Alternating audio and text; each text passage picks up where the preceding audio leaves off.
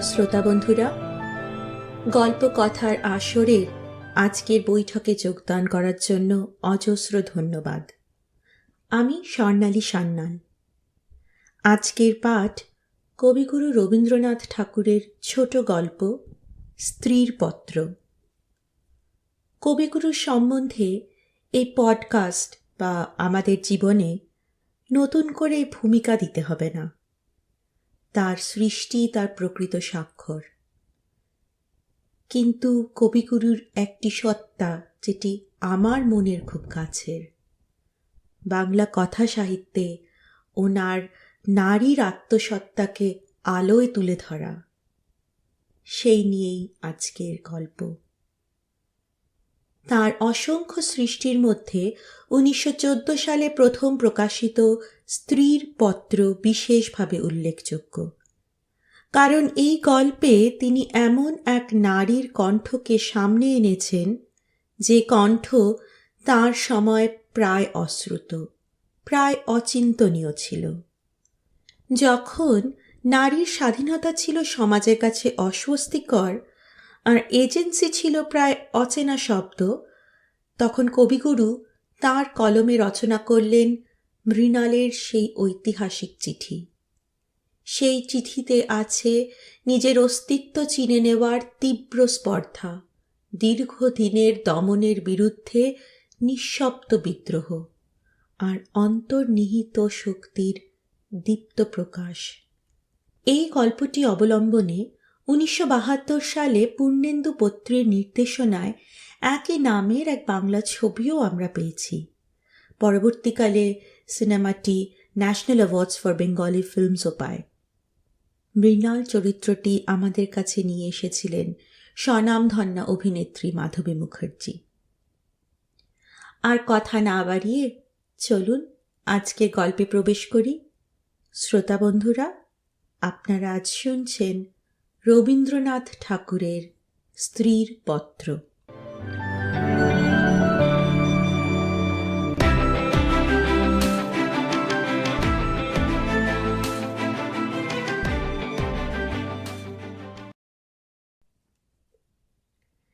শ্রীচরণ কমলেশু, আজ 15 বছর আমাদের বিবাহ হয়েছে।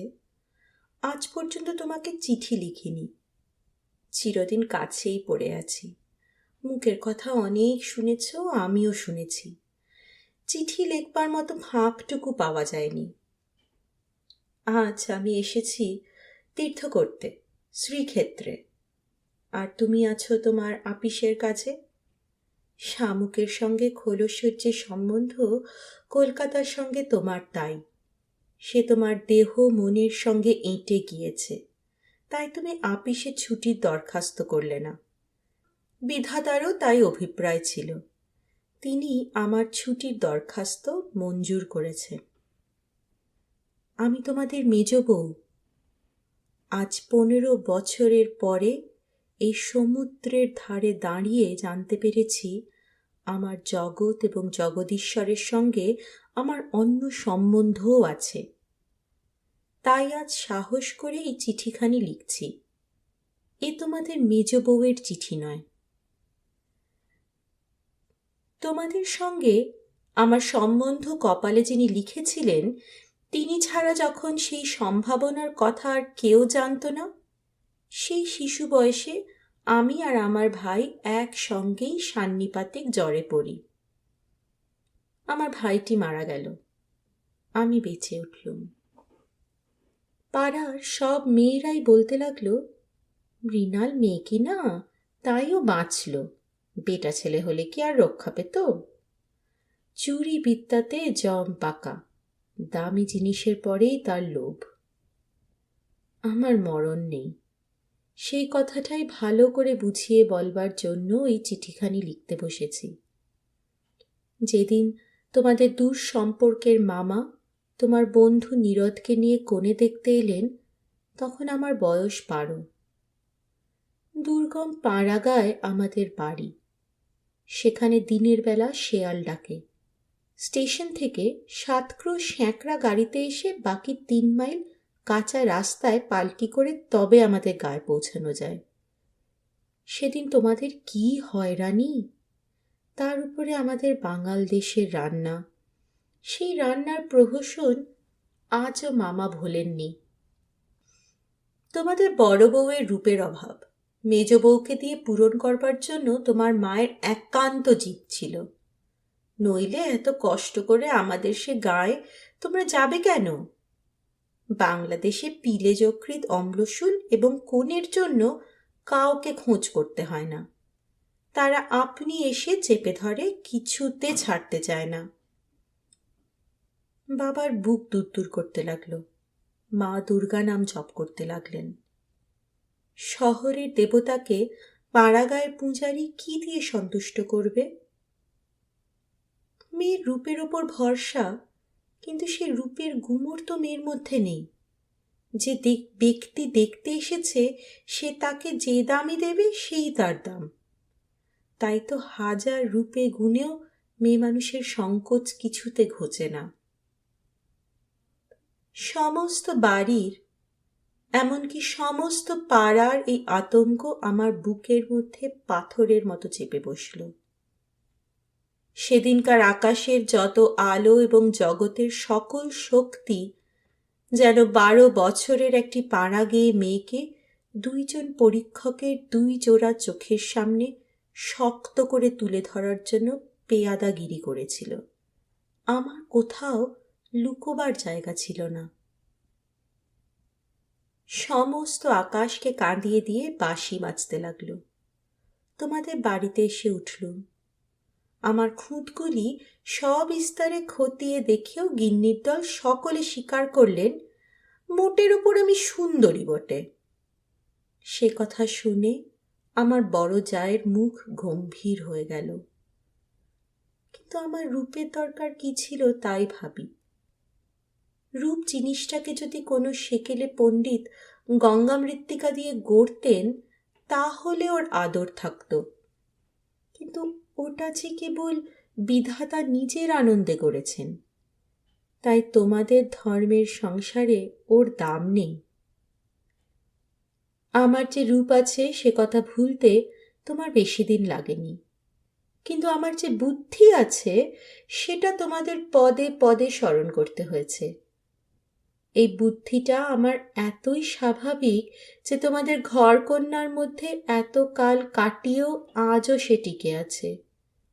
মামার এই বুদ্ধিটার জন্য ভীষণ উদ্বিগ্ন ছিলেন। মেয়ে মানুষের পক্ষে এ এক বালাই। যাকে বাধা মেনে চলতে হবে সে যদি বুদ্ধিকে মেনে চলতে চায় তবে ঠোকর খেয়ে তার কপাল ভাঙবেই। কিন্তু কি করব বলো? তোমাদের ঘরের বউয়ের যতটা বুদ্ধির দরকার বিধাতা অসতর্ক হয়ে আমাকে তার চেয়ে অনেকটা বেশি দিয়ে ফেলেছেন। সে এখন আমি ফিরিয়ে দিই কাকে? তোমরা আমাকে মেয়ে জ্যাঠা বলে 2 বেলা গাল দিয়েছ। কটু কথাই হচ্ছে অক্ষমের সান্ত্বনা, অতএব সে আমি ক্ষমা করলুম। আমার একটা জিনিস তোমাদের ঘরকন্যার বাইরে ছিল, সেটা কেউ তোমরা জানোনি। আমি লুকিয়ে কবিতা লিখতুম। সে ছাইপাশ যাই হোক না কেন সেখানে তোমাদের অন্দরমহলের পাঁচিল ওঠেনি। সেখানেই আমার মুক্তি, সেখানেই আমি। আমার মধ্যে যা কিছু তোমাদের মেজ বউকে ছাড়িয়ে রয়েছে সে তোমরা পছন্দ করনি, চিনতেও পারোনি। আমি যে কবি সে এই 15 বছরেও তোমাদের কাছে ধরা পড়েনি। তোমাদের ঘরের প্রথম স্মৃতির মধ্যে সবচেয়ে যেটা আমার মনে যে জাগছে সে তোমাদের গোয়াল ঘর। অন্দরমহলে সিঁড়িতে উঠবার ঠিক পাশের ঘরেই তোমাদের গরু থাকে। সামনের উঠোনটুকু ছাড়া তাদের আর নড়বার জায়গা নেই। সেই উঠোনের কোণে তাদের জাবনা দেবার কাঠের গামলা। সকালে বেহারার নানা কাজ। উপবাসী গরুগুলো ততক্ষণ সেই গামলার ধারগুলো চেটে চেটে চিবিয়ে চিবিয়ে খাবলা করে দিত। আমার প্রাণ কাঁদত। আমি পাড়াগাঁয়ের মেয়ে। তোমাদের বাড়িতে যেদিন নতুন এলুম সেদিন সেই 2টি গরু এবং 3টি বাছুরই সমস্ত শহরের মধ্যে আমার চিরপরিচিত আত্মীয়র মতো আমার চোখে ঠেকল। যতদিন নতুন বউ ছিলুম নিজে না খেয়ে লুকিয়ে ওদের খাওয়াতুম। যখন বড় হলুম তখন গরুর প্রতি আমার প্রকাশ্য মমতা লক্ষ্য করে আমার ঠাট্টার সম্পর্কীয়রা আমার গোত্র সম্বন্ধে সন্দেহ প্রকাশ করতে লাগলেন। আমার মেয়েটি জন্ম নিয়েই মারা গেল। আমাকেও সে সঙ্গে যাবার জন্য ডাক দিয়েছিল। সে যদি বেঁচে থাকতো তাহলে সেই আমার জীবনে যা কিছু বড়, যা কিছু সত্য সমস্ত এনে দিত। তখন মেজ বউ থেকে একেবারে মা হয়ে বসতুম। মা যে এক সংসারের মধ্যে থেকেও বিশ্ব সংসারের। মা হবার দুঃখটুকু পেলুম, কিন্তু মা হবার মুক্তিটুকু পেলুম না। মনে আছে ইংরেজ ডাক্তার এসে আমাদের অন্দর দেখে আশ্চর্য হয়েছিল এবং আঁতুর ঘর দেখে বিরক্ত হয়ে বকাবকি করেছিল। সদরে তোমাদের একটু বাগান আছে, ঘরে সাজসজ্জা আসবাবের অভাব নেই, আর অন্দরটা যেন পশমের কাজের উল্টোপিঠ। সেদিকে কোনো লজ্জা নেই, শ্রী নেই, সজ্জা নেই। সেদিকে আলো মিটমিট করে জ্বলে, হাওয়া চোরের মতো প্রবেশ করে। উঠোনের আবর্জনা নড়তে চায় না, দেওয়ালের এবং মেঝের সমস্ত কলঙ্ক অক্ষয় হয়ে বিরাজ করে। কিন্তু ডাক্তার একটা ভুল করেছিল। সে ভেবেছিল এটা বুঝি আমাদের অহোরাত্র দুঃখ দেয়। ঠিক উল্টো। অনাদর জিনিসটা ছাইয়ের মতো।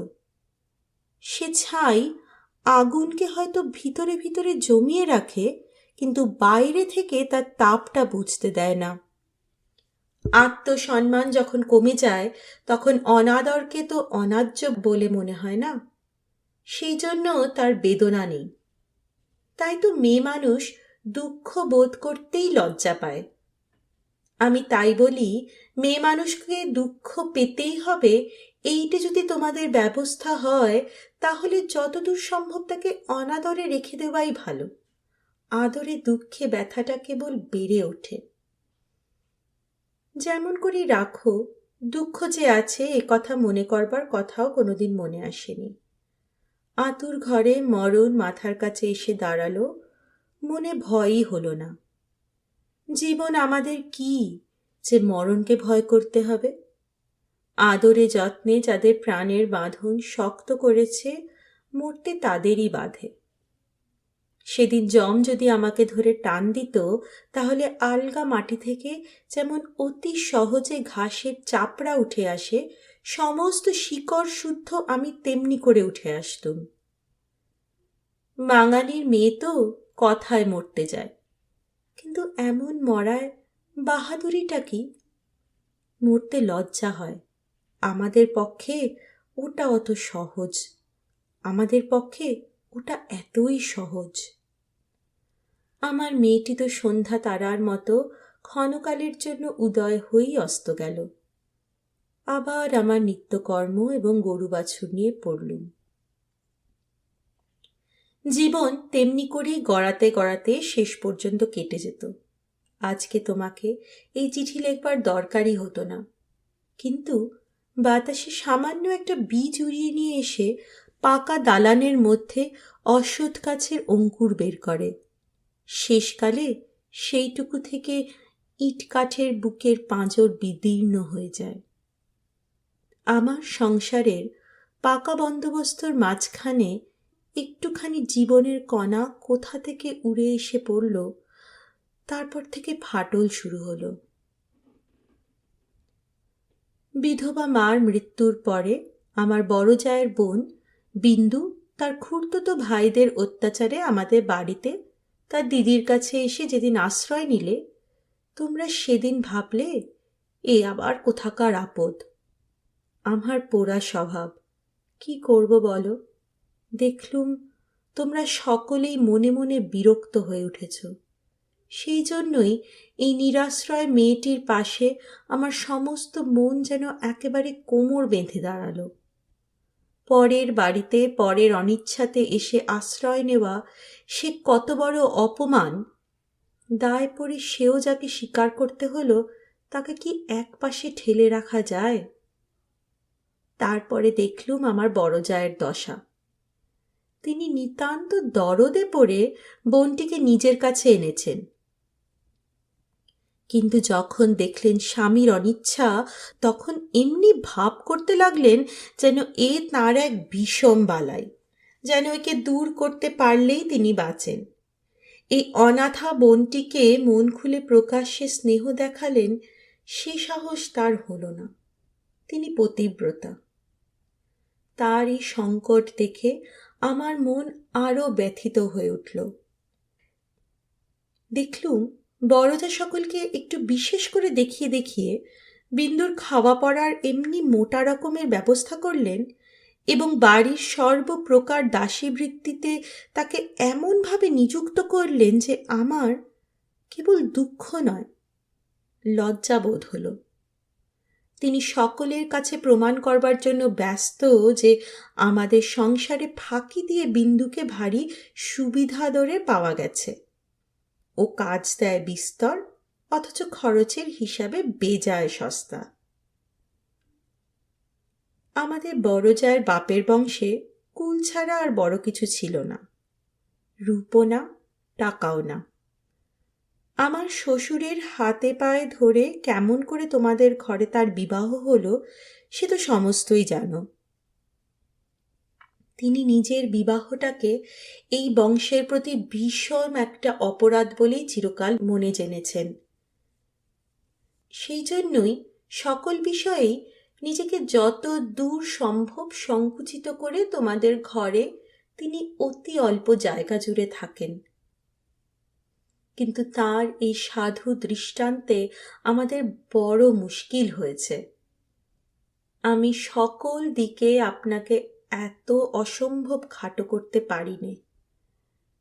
আমি যেটাকে ভালো বলে বুঝি আর কারো খাতিরে সেটাকে মন্দ বলে মেনে নেওয়া আমার কর্ম নয়।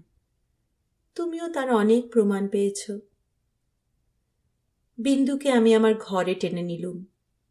দিদি বললেন, মেজ বউ, গরিবের ঘরের মেয়ের মাথাটি খেতে বসলেন। আমি যেন একটা বিপদ ঘটালুম, এমনি ভাব তিনি সকলের কাছে নালিশ করে বেড়ালেন। কিন্তু আমি নিশ্চয় জানি তিনি মনে মনে বেঁচে গেলেন। এখন দোষের বোঝা আমার উপরেই পড়ল। তিনি বোনকে নিজে যে স্নেহ দেখাতে পারতেন না, আমাকে দিয়ে সেই স্নেহটুকু করিয়ে নিয়ে তার মনটা হালকা হলো। আমার বড়জা বিন্দুর বয়স থেকে 2-4টে অঙ্ক বাদ দিতে চেষ্টা করতেন, কিন্তু তার বয়স যে 14-র চেয়ে কম ছিল না, এ কথা লুকিয়ে বললে অন্যায় হতো না। তুমি তো জানো সে দেখতে এতই মন্দ ছিল যে পড়ে গিয়ে সে যদি মাথা ভাঙত তবে ঘরের মেজেটার জন্যই লোকজন উদ্বিগ্ন হতো।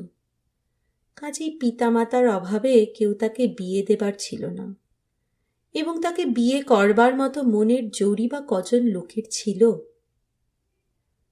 বিন্দু বড় ভয় ভয় আমার কাছে এলো, যেন আমার গায়ে তার ছোঁয়াচ লাগলে আমি সইতে পারবো না। বিশ্ব সংসারে তার যেন জন্মাবার কোনো শর্ত ছিল না, তাই সে কেবলই পাশ কাটিয়ে চোখ এড়িয়ে চলত। তার বাপের বাড়িতে তার খুড়তুতো ভাইরা তাকে এমন একটু কোনো ছেড়ে দিতে চায়নি যে কোনো একটা অনাবশ্যক জিনিস পড়ে থাকতে পারে। অনাবশ্যক আবর্জনা ঘরের আশেপাশে অনায়াসে স্থান পায়, কেননা মানুষ তাকে ভুলে যায়।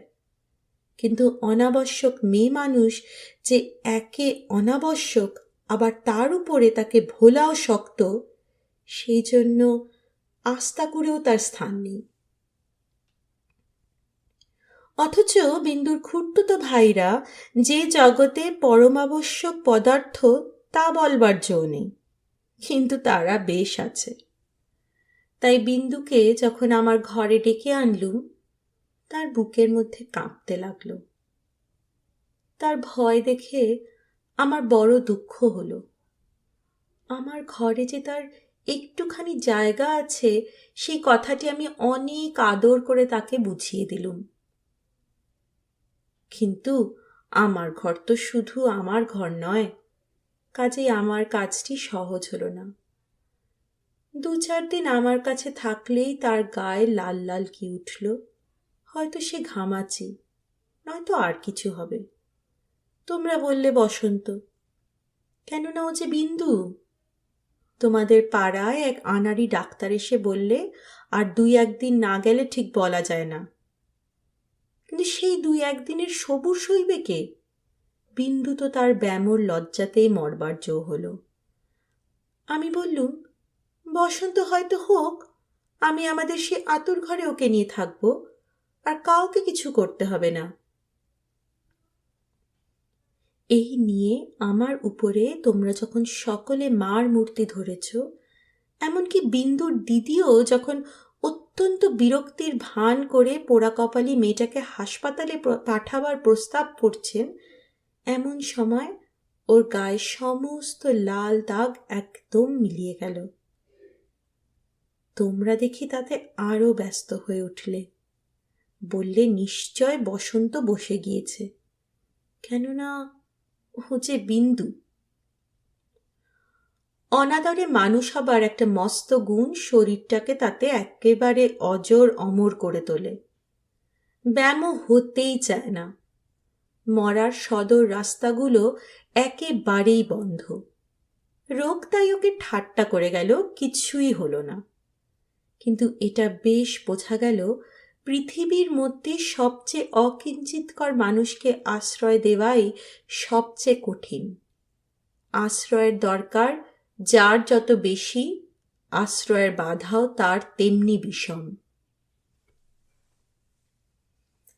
আমার সম্বন্ধে বিন্দুর ভয় যখন ভাঙল, তখন ওকে আর এক গেরোয় ধরল। আমাকে এমনি ভালোবাসতে শুরু করলো যে আমাকে ভয় ধরিয়ে দিলে। ভালোবাসার এরকম মূর্তি সংসারে তো কোনোদিন দেখিনি। বইয়েতে পড়েছি বটে, সেও মেয়ে পুরুষের মধ্যে। আমার যে রূপ ছিল সে কথা আমার মনে মরবার কোনো কারণে বহুকাল ঘটেনি। এতদিন পরে সে রূপটা নিয়ে পড়ল এই কুশ্রী মেয়েটি। আমার মুখ থেকে তার চোখের আশ আর মিটত না। বলতো, দিদি, তোমার এই মুখখানি আমি ছাড়া আর কেউ দেখতে পায়নি। যেদিন আমি নিজের চুল নিজে বাঁধতুম, সেদিন তার ভারী অভিমান। আমার চুলের বোঝা 2 হাত দিয়ে নাড়তে চাড়তে তার ভারী ভাল লাগতো। কোথাও নিমন্ত্রণে যাওয়া ছাড়া আমার সাজগোজের তো দরকার ছিল না। কিন্তু বিন্দু আমাকে অস্থির করে রোজই কিছু না কিছু সাজ করাতো। মেয়েটা আমাকে নিয়ে একেবারে পাগল হয়ে উঠল। তোমাদের অন্দরমহলে কোথাও জমি 1 ছটাক নেই।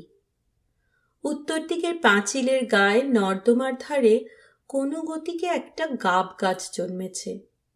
যেদিন দেখতুম সেই গাবের গাছের নতুন পাতাগুলি রাঙা টকটকে হয়ে উঠেছে, সেই দিনই জানতুম ধরাতলে বসন্ত এসেছে বটে। আমার ঘরকন্যার মধ্যে এই অনাদৃত মেয়েটার চিত্ত যেদিন আগাগোড়া এমন রঙিন হয়ে উঠল, সেদিন আমি বুঝলুম হৃদয় জগতেও একটা বসন্তের হাওয়া এসেছে। সে কোন স্বর্গ থেকে আসে, গলির মোড় থেকে আসে না। বিন্দুর ভালোবাসার দুঃসহ বেগে আমাকে অস্থির করে তুলেছিল। একবার তার উপর রাগ হতো, সে কথা স্বীকার করি। কিন্তু তারই ভালোবাসার ভিতর দিয়ে আমি আপনার একটি স্বরূপ দেখলুম, যা আমি জীবনে আর কোনোদিন দেখিনি। সেই আমার মুক্ত স্বরূপ। এদিকে বিন্দুর মতো মেয়েকে আমি যে এতটা আদর যত্ন করছি, এ তোমাদের অত্যন্ত বাড়াবাড়ি বলে ঠেকল। এর জন্য খুঁত খুঁত খিটখিটের অন্ত ছিল না। যেদিন আমার ঘর থেকে বাজুবন্ধ চুরি গেল, সেদিন সেই চুরিতে বিন্দুর যে কোনো রকম হাত ছিল এ কথার আভাস দিতে তোমাদের লজ্জা হলো না। যখন স্বদেশী হাঙ্গামায় লোকের বাড়ি তল্লাশি হতে লাগলো, তোমার অনায়াসে সন্দেহ করে বসলে যে বিন্দুরা পুলিশের পোষা মেয়েচর। তার আর কোনো প্রমাণ ছিল না, কেবল প্রমাণ যে ও বিন্দু। তোমাদের বাড়ির দাসীরা ওর কোনো রকম কাজ করতে আপত্তি করত। তাদের কাউকে ওর কাজ করবার ফরমাশ করলে ও মেয়েও একেবারে সংকোচে যেন আড়ষ্ট হয়ে উঠত। এই সকল কারণেই ওর জন্য আমার খরচা বেড়ে গেল। আমি বিশেষ করে একজন আলাদা দাসী রাখলুম। সেটা তোমাদের ভালো লাগেনি। বিন্দুকে আমি যেসব কাপড় পরতে দিতুম তা দেখে এত রাগ করেছিলে যে আমার হাত খরচের টাকা বন্ধ করে দিলে।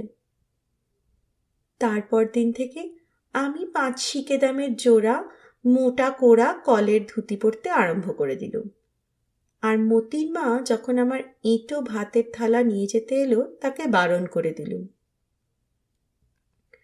আমি নিজে উঠোনের কলতলায় গিয়ে এঁটো ভাত বাছুরকে খাইয়ে বাসন মেজেছি। একদিন হঠাৎ সেই দৃশ্যটি দেখে তুমি খুব খুশি হওনি। আমাকে খুশি না করলেও চলে, আর তোমাদের খুশি না করলেই নয়, এই সুবুদ্ধিটা আজ পর্যন্ত আমার ঘটে এলো না। এদিকে তোমাদের রাগও যেমন বেড়ে উঠেছে, বিন্দুর বয়সও তেমনি বেড়ে চলেছে। সেই স্বাভাবিক ব্যাপারে তোমরা অস্বাভাবিক রকমে বিব্রত হয়ে উঠেছিলে। একটা কথা মনে করে আমি আশ্চর্য হই, তোমরা জোর করে কেন বিন্দুকে তোমাদের বাড়ি থেকে বিদায় করে দাওনি? আমি বেশ বুঝি তোমরা আমাকে মনে মনে ভয় করো। বিধাতা যে আমাকে বুদ্ধি দিয়েছিলেন, ভিতরে ভিতরে তার খাতির না করে তোমরা বাঁচো না। অবশেষে বিন্দুকে নিজের শক্তিতে বিদায় করতে না পেরে তোমরা প্রজাপতি দেবতার শরণাপন্ন হলে। বিন্দুর বর ঠিক হলো। বড়জা বললেন, বাঁচলুম, মা কালী আমাদের বংশের মুখ রক্ষা করলেন। বর কেমন তা জানি নে, তোমাদের কাছে শুনলুম সকল বিষয়ই ভালো। বিন্দু আমার পা জড়িয়ে ধরে কাঁদতে লাগলো। বললে, দিদি, আমার আবার বিয়ে করা কেন? আমি তাকে অনেক বুঝিয়ে বললুম, বিন্দু, তুই ভয় করিস নে, শুনেছি তোর বর ভালো। বিন্দু বললে, বর যদি ভালো হয়, আমার কি আছে যে আমাকে তার পছন্দ হবে? বরপক্ষেরা বিন্দুকে তো দেখতে আসবার নামও করলেন না। বড় দিদি তাতে বড় নিশ্চিন্ত হলেন। কিন্তু দিন রাত্রে বিন্দুর কান্না আর থামতে চায় না। সে তার কি কষ্ট সে আমি জানি। বিন্দুর জন্য আমি সংসারে অনেক লড়াই করেছি, কিন্তু ওর বিবাহ বন্ধ হোক এই কথা বলবার সাহস আমার হলো না। কিসের জোরেই বা বলবো?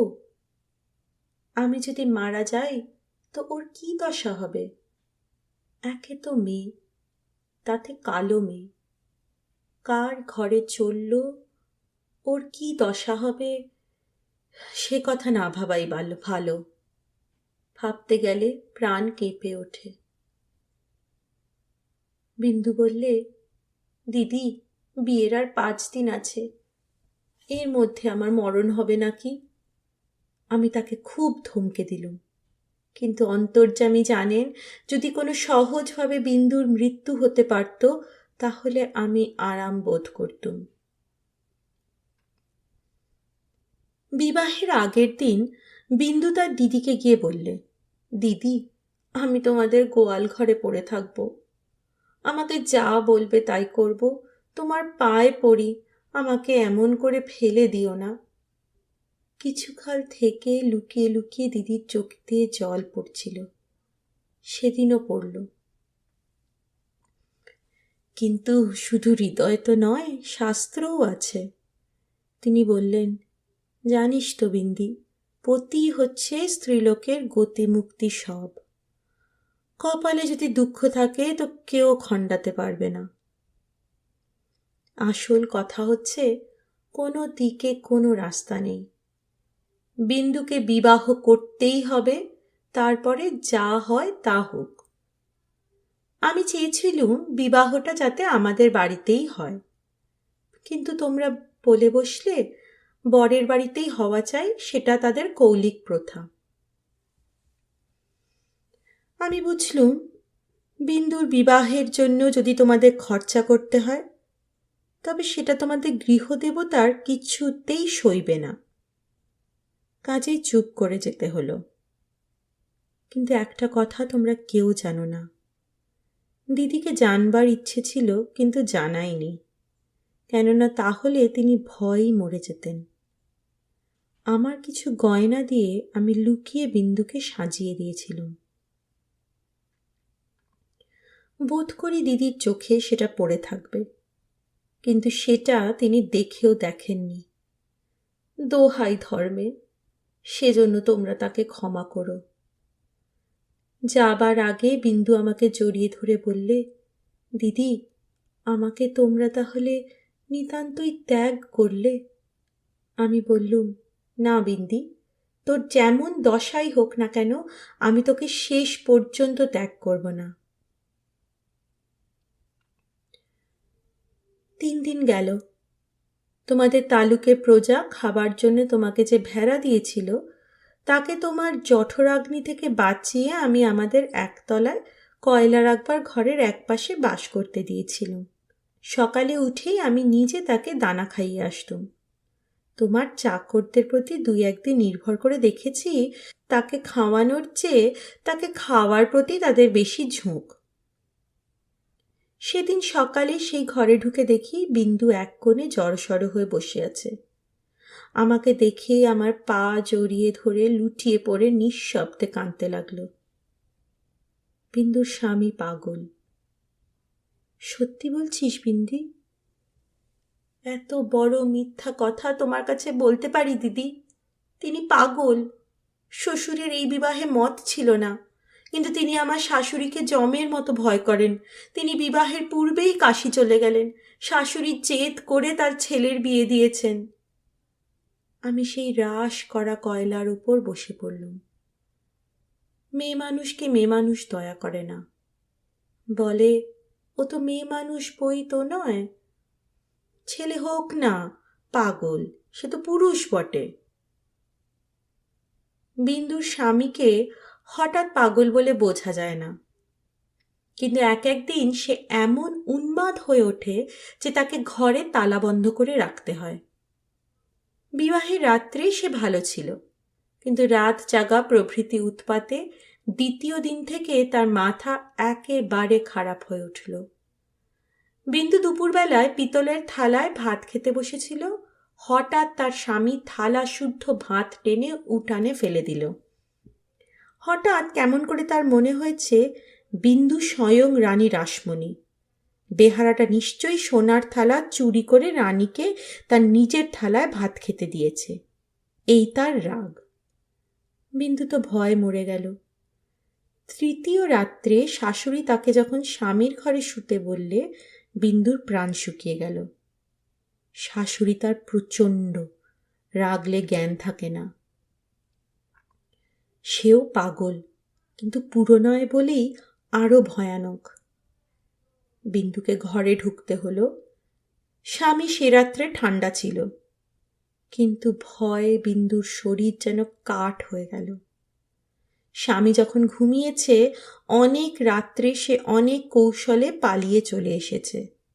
তার বিস্তারিত বিবরণ লেখবার দরকার নেই। ঘৃণায় রাগে আমার সকল শরীর জ্বলতে লাগলো। আমি বললুম, এমন ফাঁকির বিয়ে বিয়েই নয়।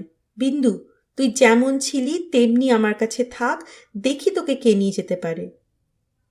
তোমরা বললে বিন্দু মিথ্যা কথা বলছে। আমি বললুম, ও কখনো মিথ্যা বলেনি।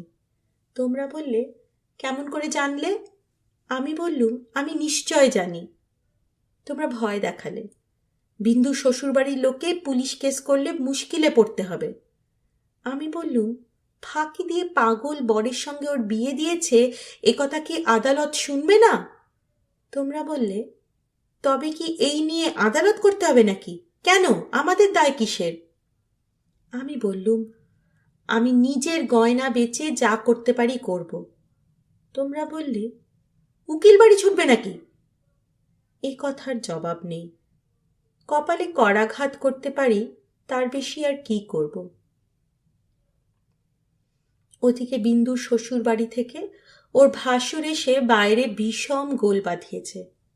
সে বলল সে থানায় খবর দেবে। আমার যে কি জোর আছে জানি নে, কিন্তু কসাইয়ের হাত থেকে যে গরু প্রাণ ভয় পালিয়ে এসে আমার আশ্রয় নিয়েছে, তাকে পুলিশের দ্বারায় আবার মন মানতে পারল না। আমি স্পর্ধা করে বললুম, তারা দিক থানায় খবর। এই বলে মনে করলুম বিন্দুকে এই বেলা আমার শোবার ঘরে এনে তাকে নিয়ে তালা বন্ধ করে বসে থাকি। খোঁজ করে দেখি বিন্দু নেই। তোমাদের সঙ্গে আমার বাদ প্রতিবাদ যখন চলছিল, তখন বিন্দু আপনি বাইরে গিয়ে তার ভাসুরের কাছে ধরা দিয়েছে। বুঝেছি এ বাড়িতে যদি সে থাকে তবে আমাকে সে ভীষণ বিপদে ফেলবে। মাঝখানে পালিয়ে এসে বিন্দু আপন দুঃখ আরও বাড়ালো। তার শাশুড়ির তর্ক এই যে তার ছেলে তো ওকে খেয়ে ফেলছিল না। মন্দ স্বামীর দৃষ্টান্ত সংসারে দুর্লভ নয়, তাদের সঙ্গে তুলনা করলে তার ছেলে যে সোনার চাঁদ।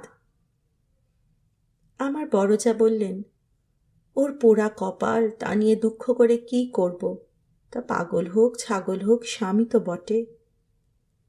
কুষ্ঠ রোগীকে কোলে করে তার স্ত্রী বেশ্যার বাড়িতে নিজে পৌঁছে দিয়েছে। সতীসাধ্যীর সেই দৃষ্টান্ত তোমাদের মনে জেগেছিল। জগতের মধ্যে অধমতম কাপুরুষতার এই গল্পটা প্রচার করে আসতে তোমাদের পুরুষের মনে আজ পর্যন্ত একটুও সংকোচ বোধ হয়নি। সেই জন্যই মানব জন্ম নিয়েও বিন্দুর ব্যবহারে তোমরা রাগ করতে পেরেছ, তোমাদের মাথা হেট হয়নি। বিন্দুর জন্যে আমার বুক ফেটে গেল, কিন্তু তোমাদের জন্য আমার লজ্জার সীমা ছিল না। আমি তো পাড়া গিয়ে মেয়ে, তার উপরে তোমাদের ঘরে পড়েছি। ভগবান কোন ফাঁক দিয়ে আমার মধ্যে এমন বুদ্ধি দিলেন? তোমাদের এইসব ধর্মের কথা আমি যে কিছুতেই সইতে পারলুম না। আমি নিশ্চয় জানতুম মরে গেলেও বিন্দু আমাদের ঘরে আর আসবে না, কিন্তু আমি যে তাকে বিয়ের আগের দিন আশা দিয়েছিলুম যে তাকে শেষ পর্যন্ত ত্যাগ করব না। আমার ছোট ভাই শরৎ কলকাতায় কলেজে পড়ছিল। তোমরা জানোই তো, যত রকম ভলেন্টারি করা, প্লেগের পাড়ায় ইঁদুর মারা, দামোদরের বন্যায় ছোটা, এতেই তার এত উৎসাহ যে উপরি উপরি দুবার সে এফএ পরীক্ষায় ফেল করেও কিছু মাত্র দমে যায়নি। তাকে আমি ডেকে বললুম, বিন্দুর খবর যাতে আমি পাই, তোকে সেই বন্দোবস্ত করে দিতে হবে শরৎ। বিন্দু আমাকে চিঠি লিখতে সাহস করবে না, লিখলেও আমি পাবো না। এরকম কাজের চেয়ে যদি তাকে বলতুম বিন্দুকে ডাকাতি করে আনতে কিংবা তার পাগল স্বামীর মাথা ভেঙে দিতে, তাহলে বেশি খুশি হতো। শরতের সঙ্গে আলোচনা করছি, এমন সময় তুমি ঘরে এসে বললে, আবার কি হাঙ্গামা বাঁধিয়েছ? আমি বললুম, সেই যা সব গোড়ায় বাঁধিয়েছিলুম, তোমাদের ঘরে এসেছিলুম, কিন্তু সে তো তোমাদেরই কীর্তি। তুমি জিজ্ঞাসা করলে, বিন্দুকে আবার এনে কোথাও লুকিয়ে রেখেছ? আমি বললুম, বিন্দু যদি আসতো তাহলে নিশ্চয়ই এনে লুকিয়ে রাখতুম, কিন্তু সে আসবে না, তোমাদের ভয় নেই। শরৎ আমার কাছে দেখে তোমার সন্দেহ আরও বেড়ে উঠল। আমি জানতুম শরৎ আমাদের বাড়িতে যাতায়াত করে, এ তোমরা কিছুতেই পছন্দ করতে না। তোমাদের ভয় ছিল ওর পরে পুলিশের দৃষ্টি আছে, কোন দিন ও কোন রাজনৈতিক মামলায় পড়বে, তখন তোমাদের শুদ্ধ জড়িয়ে ফেলবে। সেই জন্য আমি ওকে ভাইফোঁটা পর্যন্ত লোক দিয়ে পাঠিয়ে দিতুম, ঘরে ডাকতুম না। তোমার কাছে শুনলুম বিন্দু আবার পালিয়েছে, তাই তোমাদের বাড়িতে তার ভাসুর খোঁজ করতে এসেছে। শুনে আমার বুকের মধ্যে শেল বিঁধল। হতভাগিনীর কি অসহ্য কষ্ট তা বুঝলুম, অথচ কিছুই করবার রাস্তা নেই। শরৎ খবর নিতে ছুটল। সন্ধ্যার সময় ফিরে এসে আমাকে বললে, বিন্দু তার খুড়তুতো ভাইদের বাড়ি গিয়েছিল, কিন্তু তারা তুমুল রাগ করে তখনই আবার তাকে শ্বশুরবাড়ি পৌঁছে দিয়ে গেছে। এর জন্য তাদের খেসারত এবং গাড়ি ভাড়ার দণ্ড যা ঘটেছে তার ঝাঁজ এখনো তাদের মন থেকে মরেনি। তোমাদের খুড়িমা স্ত্রী ক্ষেত্রে তীর্থ করতে যাবেন বলে তোমাদের বাড়িতে এসে উঠেছেন। আমি তোমাদের বললুম আমিও যাব। আমার হঠাৎ এমন ধর্মে মন হয়েছে দেখে তোমরা এত খুশি হয়ে উঠলে যে কিছু মাত্র আপত্তি করলে না। এই কথাও মনে ছিল যে একদিন যদি কলকাতায় থাকি তবে আবার কোন দিন বিন্দুকে নিয়ে ফ্যাসাদ বাঁধিয়ে বসব। আমাকে নিয়ে ভীষণ ল্যাঠা। বুধবার আমাদের যাবার দিন, রবিবারে সমস্ত ঠিক হলো। আমি শরৎকে ডেকে বললুম, যেমন করে হোক বিন্দুকে বুধবার পুরী যাবার গাড়িতে তোকে তুলে দিতে হবে। শরতের মুখ প্রফুল্ল হয়ে উঠল। সে বললে, ভয় নেই দিদি, আমি তাকে গাড়িতে তুলে দিয়ে পুরী পর্যন্ত চলে যাব, ফাঁকি দিয়ে জগন্নাথ দেখা হয়ে যাবে। সেদিন সন্ধ্যার সময় শরৎ আবারও এলো। তার মুখ দেখেই আমার বুক দমে গেল। আমি বললুম, কি শরৎ, সুবিধা হলো না বুঝি? সে বলল, না। আমি বললুম, রাজি করতে পারলি নে? সে বললে, আর দরকার নেই। কাল রাত্রিরে সে কাপড়ে আগুন ধরিয়ে আত্মহত্যা করে মরেছে। বাড়ির যে ভাইপোটার সঙ্গে ভাব করে নিয়েছিল তার কাছে খবর পেলুম। তোমার নামে সে একটা চিঠি রেখে গিয়েছিল, কিন্তু সে চিঠি ওরা নষ্ট করেছে। যাক, শান্তি হলো। দেশ শুদ্ধ লোক চটে উঠল। বলতে লাগলো, মেয়েদের কাপড়ে আগুন লাগিয়ে মরা একটা ফ্যাশন হয়েছে। তোমরা বললে এ সমস্ত নাটক করা। তা হবে, কিন্তু নাটকের তামাশাটা কেবল বাঙালি মেয়েদের উপর দিয়েই হয় কেন? আর বাঙালি বীর পুরুষদের কোঁচার ওপর দিয়ে হয় না কেন? সেটাও তো ভেবে দেখা উচিত। বিন্দিটার এমন পোড়া কপাল বটে। যতদিন বেঁচে ছিল রূপে গুণে কোনো যশ পায়নি। মরবার বেলাও যে একটু ভেবে চিনতে এমন একটা নতুন ধরনের মরবে যাতে দেশের পুরুষরা খুশি হয়ে হাততালি দেবে, তাও তার ঘটে এলো না। মরেও লোকেদের চটিয়ে দিলে। দিদি ঘরের মধ্যে লুকিয়ে কাঁদলেন, কিন্তু সে কান্নার মধ্যে একটা সান্ত্বনা ছিল। যাই হোক না কেন, তবু রক্ষা হয়েছে। মরেছে বই তো না, বেঁচে থাকলে কি না হতে পারত। আমি তীর্থে এসেছি। বিন্দুর আর আসবার দরকার হলো না, কিন্তু আমার দরকার ছিল। দুঃখ বলতে লোকে যা বোঝে তোমাদের সংসারে তা আমার ছিল না। তোমাদের ঘরে খাওয়া পড়া অসচ্ছল নয়।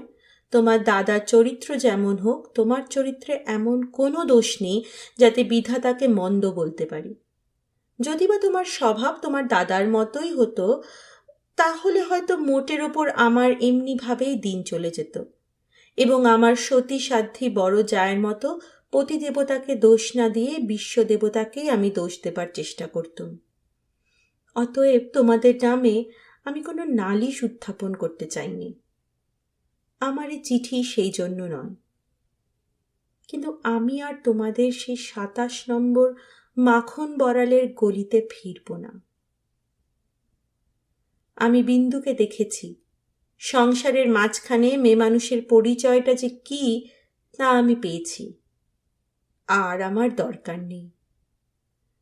তারপরে এও দেখেছি ও মেয়ে বটে, তবু ভগবান ওকে ত্যাগ করেননি। ওর উপরে তোমাদের যতই জোর থাক না কেন, সে জোরের অন্ত আছে। ও আপনার হতভাগ্য মানব জন্মের চেয়ে বড়। তোমরাই যে আপন ইচ্ছামতো আপন দস্তুর দিয়ে ওর জীবনটাকে চিরকাল পায়ের তলায় চেপে রেখে দেবে, তোমাদের পা এত লম্বা নয়। মৃত্যু তোমাদের চেয়ে বড়। সেই মৃত্যুর মধ্যে সে মহান। সেখানে বিন্দু কেবল বাঙালি ঘরের মেয়ে নয়, কেবল খুড়তুতো ভাইয়ের বোন নয়, কেবল অপরিচিত পাগল স্বামীর প্রবঞ্চিত স্ত্রী নয়, সেখানে সে অনন্ত। সেই মৃত্যুর বাঁশি এই বালিকার ভাঙা হৃদয়ের ভিতর দিয়ে আমার জীবনের যমুনা পাড়ে যেদিন বাজল, সেদিন প্রথমটা আমার বুকের মধ্যে যেন বাণ বিঁধল। বিধাতাকে জিজ্ঞাসা করলুম, জগতের মধ্যে যা কিছু সবচেয়ে তুচ্ছ তাই সবচেয়ে কঠিন কেন? এই কলির মধ্যকার চারিদিকে প্রাচীর তোলা নিরানন্দের অতি সামান্য বুদবুদটা এমন ভয়ঙ্কর বাধা কেন? তোমার বিশ্বজগৎ তার 6 ঋতুর সুধাপাত্র হাতে করে যেমন করি ডাক দিক না, এক মুহূর্তের জন্য কেন আমি অন্দরমহলটার এইটুকু মাত্র চৌকাঠ পেরোতে পারিনি? তোমার এমন ভুবনে আমার এমন জীবন নিয়ে কেন এই অতি তুচ্ছ ইট কাঠের আড়ালটার মধ্যেই আমাকে তিলে তিলে মরতে হবে? কত তুচ্ছ আমার এই প্রতিদিনের জীবনযাত্রা, কত তুচ্ছ এর সমস্ত বাঁধা নিয়ম, বাঁধা অভ্যাস, বাঁধা বুলি, এর সমস্ত বাঁধা মার। কিন্তু শেষ পর্যন্ত সেই দীনতার নাগপাশ বন্ধনেরই হবে জিত, আর হার হলো তোমার নিজের সৃষ্টি এই আনন্দলোকের। কিন্তু মৃত্যুর বাঁশি বাজতে লাগলো। কোথায় রে রাজমিস্ত্রির গড়া দেয়াল, কোথায় রে তোমাদের ঘোড়ো আইন দিয়ে গড়া কাঁটার বেড়া? কোন দুঃখে কোন অপমানে মানুষকে বন্দি করে রেখে দিতে পারে? এই তো মৃত্যুর হাতে জীবনের জয় পতাকা উঠছে। ওরে মেজ বউ, ভয় নেই তোর, তোর মেজ বউয়ের খোলস ছিন্ন হতে 1 নিমেষও লাগে না। তোমাদের গলিকে আর আমি ভয় করি নে। আমার সম্মুখে আজ নীল সমুদ্র, আমার মাথার উপরে আষাঢ়ের মেঘপুঞ্জ। তোমাদের অভ্যাসের অন্ধকারে আমাকে ঢেকে রেখে দিয়েছিল। ক্ষণকালের জন্য বিন্দু এসে সে আবরণের ছিদ্র দিয়ে আমাকে দেখে নিয়েছিল। সেই মেয়েটাই তার আপনার মৃত্যু দিয়ে আবরণখানা আগা গোড়া ছিন্ন করে দিয়ে গেল। আজ বাইরে এসে দেখি আমার গৌরব রাখবার আর জায়গা নেই। আমার এই অনাদৃত রূপ যার চোখে ভালো লেগেছে, সেই সুন্দর সমস্ত আকাশ দিয়ে আমাকে চেয়ে দেখেছেন। এইবার মরেছে মেজ বউ। তুমি ভাবছ আমি মরতে যাচ্ছি। ভয় নেই, অমন পুরনো ঠাট্টা তোমাদের সঙ্গে আমি করব না। মীরাবাইও তো আমারই মতো মেয়ে মানুষ ছিল, তার শিকলও তো কম ভারী ছিল না, তাকে তো বাঁচবার জন্য মরতে হয়নি। মীরাবাই তার গানে বলেছিল, ছাড়ুক বাপ ছাড়ুক মা, ছাড়ুক যে যেখানে আছে, মীরা কিন্তু লেগেই রইল, প্রভু তাতে তার যা হবার তা হোক। এই লেগে থাকাই তো বেঁচে থাকা। আমিও বাঁচব। আমি বাঁচলুম।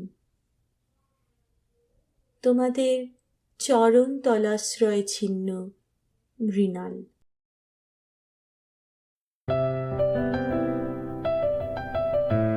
আপনাদের মতামত আমাদের জানাতে ভুলবেন না কিন্তু শ্রোতা বন্ধুরা। আমাদের ওয়েবসাইট golpokothar.asor.org golpokothar.asor.org।